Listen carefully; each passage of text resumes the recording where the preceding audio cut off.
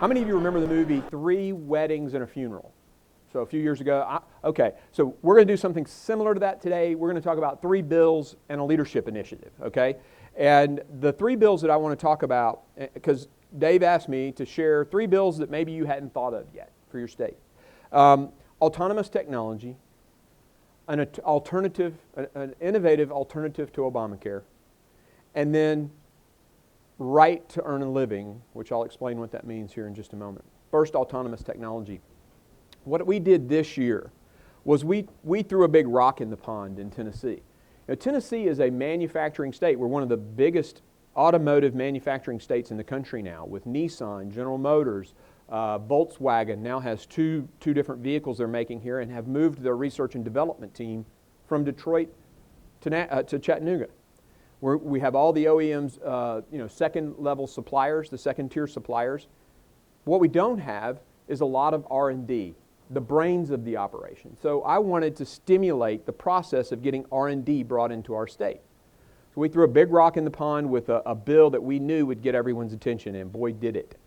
We would sit down for meetings, and Google was there, and Apple, and all of the OEMs, and transportation, mass transit, mayors. It was a big deal because everyone was excited about the opportunity, but petrified at what we might do.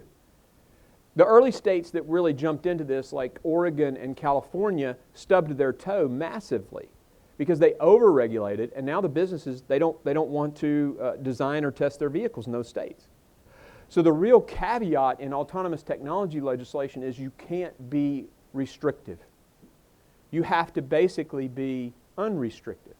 And some things that you have to think about, and by the way, we have copies of all 3 of the bills I'm going to talk about for you to take with you, but one of the things you have to think about is, does your code, and in Tennessee, our code defined a driver as a person. So how can you have an autonomous vehicle do anything if a human has to be in continuous control of the vehicle? I'll tell you another little problem we had was, you can't watch video and drive. We passed a bill to fix that. And another area that's sort of getting into the weeds on this autonomous technology stuff, how many of you have heard of the term platooning?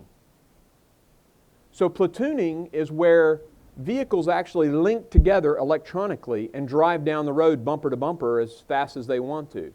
They're talking about, in the future, platooning tractor trailers. So you could have tractor trailers doing 75 miles an hour, a driver in the first one, and 5 of them linked electronically. That is the future.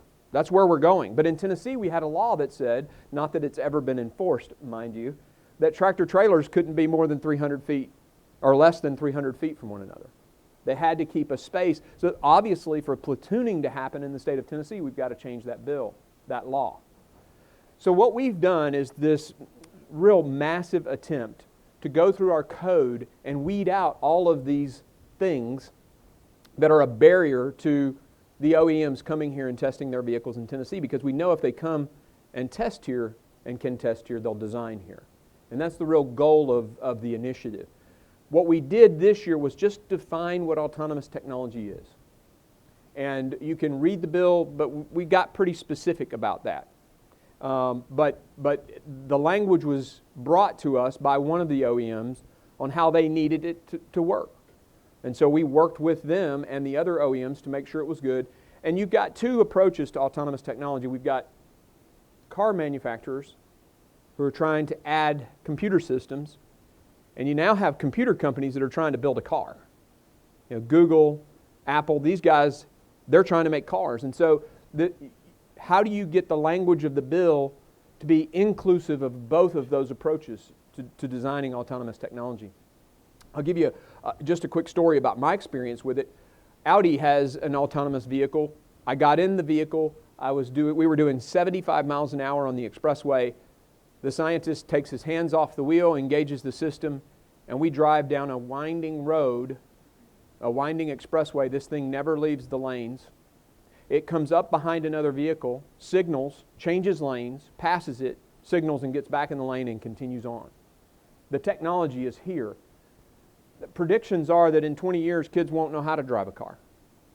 But you think about the mobility that gives the elderly or a blind person. The potential is just, it's off the chart. So think about where in your code you can facilitate these companies, taking the restraints off of them.